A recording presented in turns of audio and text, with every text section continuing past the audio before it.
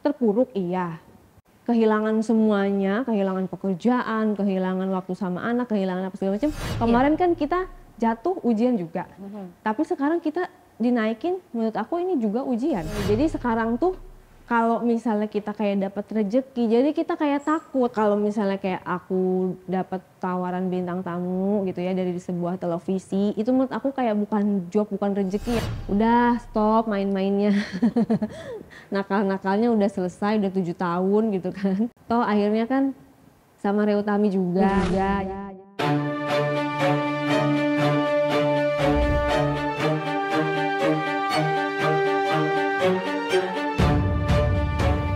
Halo Kak Rea Utami. Hai Kak Nonon. Terima kasih loh sudah meluangkan waktu buat eksklusif kali ini. Emang sengaja mengurangi intensitas untuk di dunia TV atau gimana?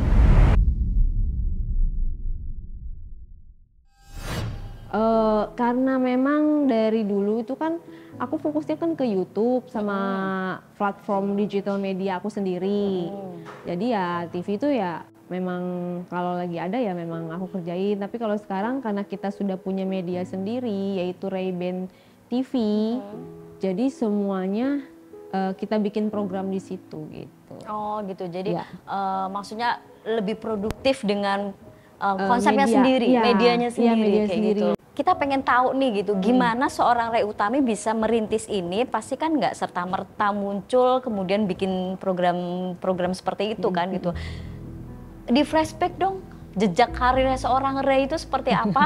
Dari awal banget, dari awal dulu banget. Iya, awalnya Dari muncul awal di dulu TV, banget. dikenal namanya. Ya aku manusia biasa, sekolah, kuliah gitu kan. Kuliah aku jurusan advertising, terus aku ngambil jurusan lagi public relation.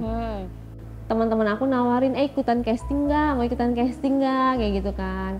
Oh casting apa? Casting presenter. Ya udahlah boleh. Ikut. Ternyata alhamdulillah lolos tuh. Nah dari situ aku dari stripping bisa beli mobil, bisa nyicil rumah, seneng banget. Akhirnya aku keterima di program-program sport seperti Liga Inggris, Liga Spanyol, Liga Italia, Piala Dunia U17, Piala Dunia yang dewasa, sampai liga-liga Indonesia kayak Piala Presiden kayak gitu-gitu. Ini spesifiknya presenternya memang di olahraga? Awalnya nggak ada kemampuan dan nggak ada pengetahuan tentang itu, tapi karena waktu itu lolos casting pertama, akhirnya abis Liga Inggris aku keterima di Liga Italia di TV yang lain. Nah abis Liga Italia selesai aku casting lagi diterima di Liga Spanyol, tapi di TV yang lain juga karena memang kayak udah nge-branding sport banget gitu kan.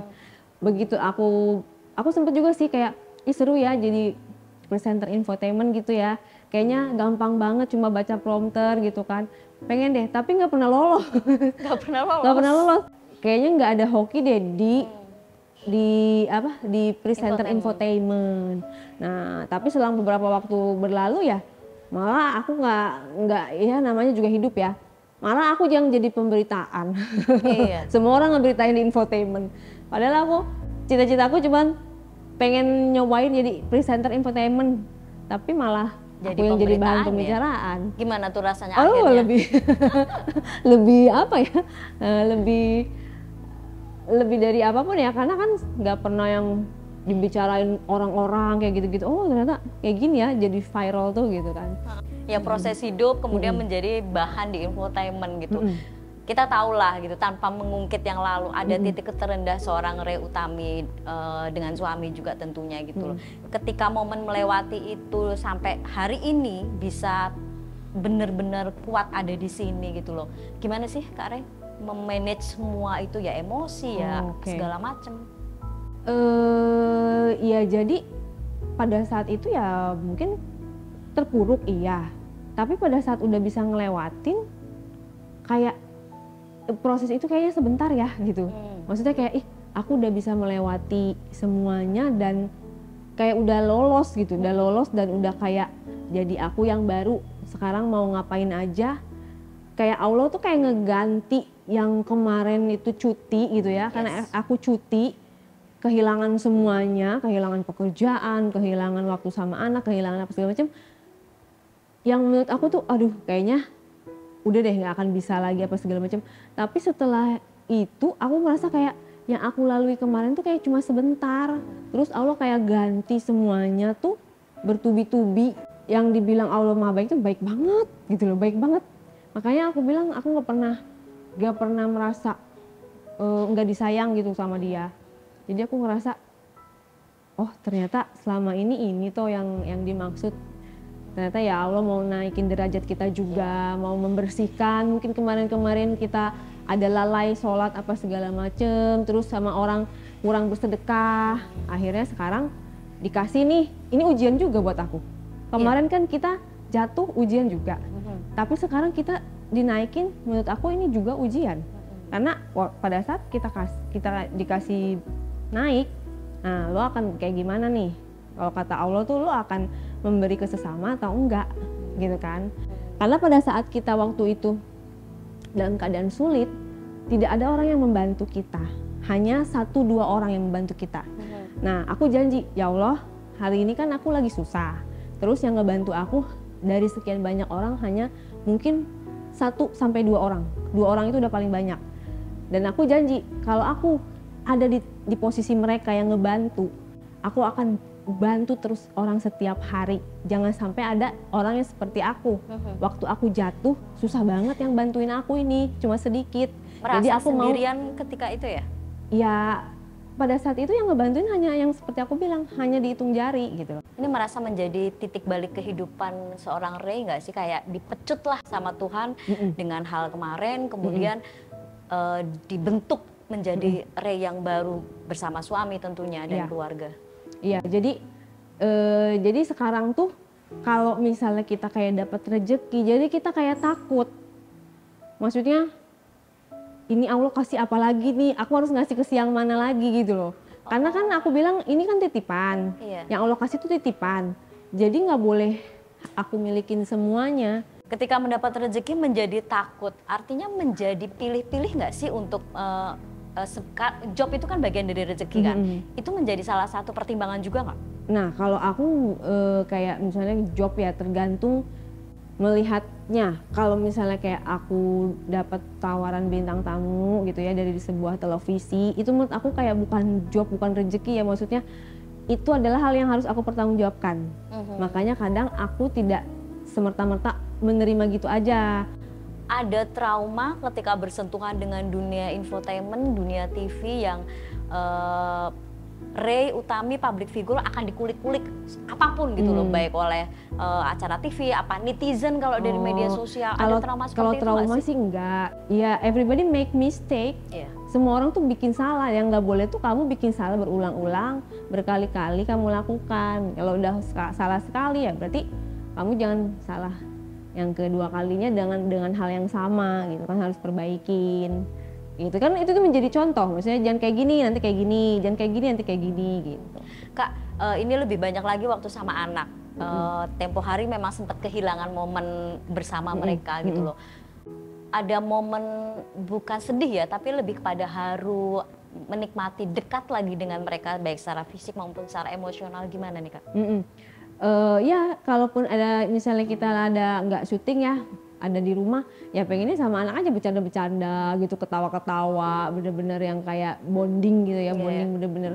Karena anak-anak sekarang pinter sih, maksudnya dia itu, dan anak aku nggak manja gitu, bukan tipikal yang manja, bukan mami apa mau dikelonin apa mau ini, enggak. Mereka lebih kayak diskusi, ini kenapa begini Mi? Ya karena ini begini gitu. Kalau kamu begini ya begini, jadi kita kayak ngobrol sesama orang dewasa.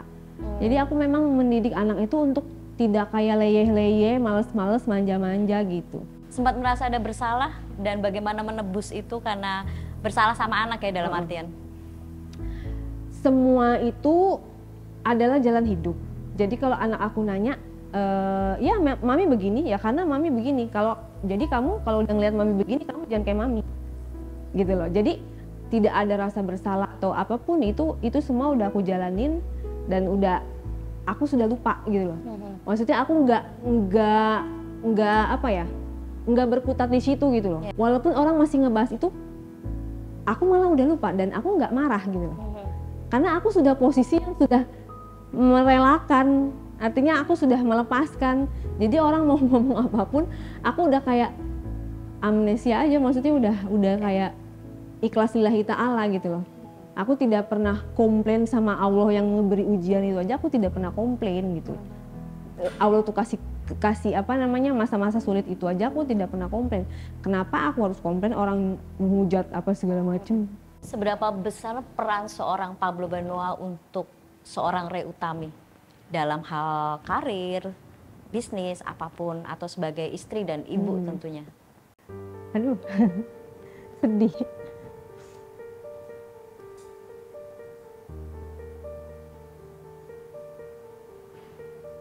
Mungkin kalau nggak ada Pablo, Ray juga akan kehilangan pegangan kah? Atau bagaimana Pablo bisa memanage seorang Ray untuk ayo kita sama-sama kuat, kita lewati semuanya?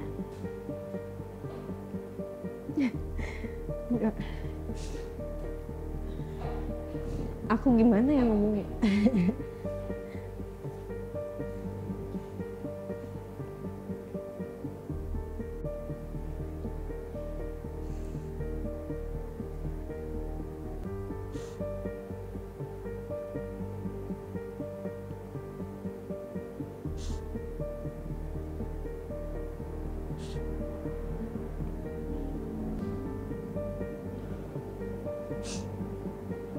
Pastinya Mas Pablo menjadi orang pertama dalam hidup Kak Ray untuk melewati semua momen, semua peristiwa, jatuh bangunnya.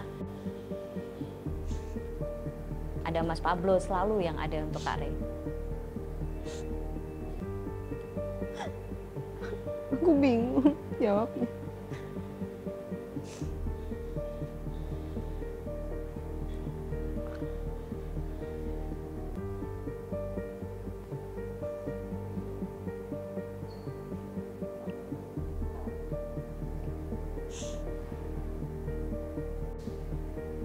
Sosok suami yang sayang banget sama istrinya. Mungkin kalau apa ya, kisah cinta apa yang Romeo Juliet itu kan meninggal bareng. Nah, kalau bisa tuh dia tuh kayak kalau misalnya aku harus mati tapi kamu bisa jadi apa yang kamu mau tuh, dia tuh siap gitu untuk kehilangan diri dia, yang penting aku tuh bisa bahagia gitu.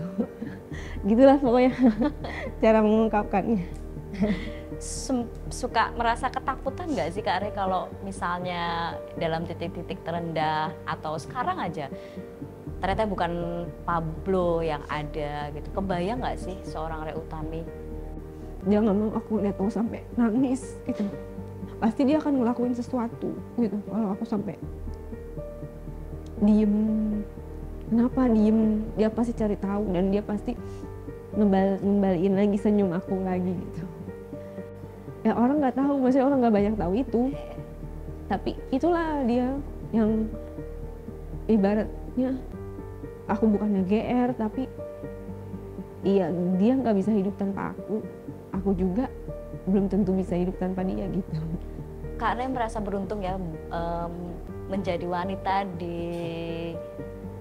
bagi Kak Pablo yang ya mungkin kalau kalian nggak bertemu ceritanya akan beda gitu loh. Nah sekarang kalau tadi meminjam istilah dari Kak Ray sendiri, sudah bisa melewati semua ujian dan sekarang bisa dibilang sukses, ini adalah bentuk ujian juga sebenarnya gitu loh. Nah kita percaya ada istilah harta tahta wanita. Nah gimana nih Kak Ray menjadikan tiga hal ini ujian yang mudah-mudahan tidak berat ya, tapi tetap harus kalian akan hadapi suatu saat nanti, gimana nih? Iya, untuk wanita harta kan udah ujian harta. Yes. Ujian tahta ya mungkin udah. Kalau wanita sebenarnya Bang Pablo tuh bukan sosok yang dulu ya, bukan sosok yang setia gitu loh. Jadi dia itu memang kesana kemari ya ternyata kembali ke aku gitu loh. Dan dia jujur bilang ya, aku udah mencoba ke semua penjuru dunia gitu ya, udah. Tapi ya karena itu bukan kamu ya beda gitu. Khawatir ada gonjang-ganjing rumah tangga juga nggak sih kan? Akhirnya kalian memilih ya udah bisnis bareng, biar apa-apanya bareng, keluar kota bareng, ngurusin project apapun bareng. Sempat ada kekhawatiran gitu nggak sih? Iya, selalu setiap hari. Setiap hari selalu khawatir karena kan kita sekarang di posisi yang Allah lagi kasih nih, yang seperti aku bilang, Allah lagi kasih semua, Allah lagi cukupin semua. Ya pasti aku lebih jaga suami aku dong. Karena pada saat belum punya apa-apa pun dia aja bisa kemana-mana gitu kan, bisa mencari yang lain-lainnya. Nah, apalagi pada saat kita punya semua, itu kan mesti lebih mudah untuk dia kan, untuk cari pengganti apa segala macam. Tapi jauh dari lubuk hatinya itu dia nggak bisa bohong gitu. Maksudnya emang aku satu-satunya. Oke, Kak Rey, terakhir yang mau disampaikan sama Pablo Benua untuk kedepannya apa sih? Kedepannya dalam rumah tangga, ya, bisnis, kehidupan bersama keluarga. Apa nih? Untuk suamiku Pablo Benua, yang aku mau sampaikan ya kita kan udah 7 tahun. Semoga hubungan kita, kekeluargaan kita sampai maut memisahkan, dan kita sekarang ayo sama-sama kita ngebangun lagi semuanya sama-sama demi anak-anak. Udah stop main-mainnya. Nakal-nakalnya udah selesai, udah 7 tahun gitu kan. Pencariannya kan udah selesai. Toh akhirnya kan sama Rey Utami juga, jadi udah, yang penting kita semua sehat gitu. Udah sayangin aku, sayangin anak-anak, itu udah cukup. Kamu sehat, aku sehat. Amin. Pokoknya jangan pernah lupakan aku sedetik pun. Amin. Oke, makasih banyak Kak Rey ceritanya. Ya, Terima kasih sudah ngobrol dengan eksklusif. Thank you, Kak Nono.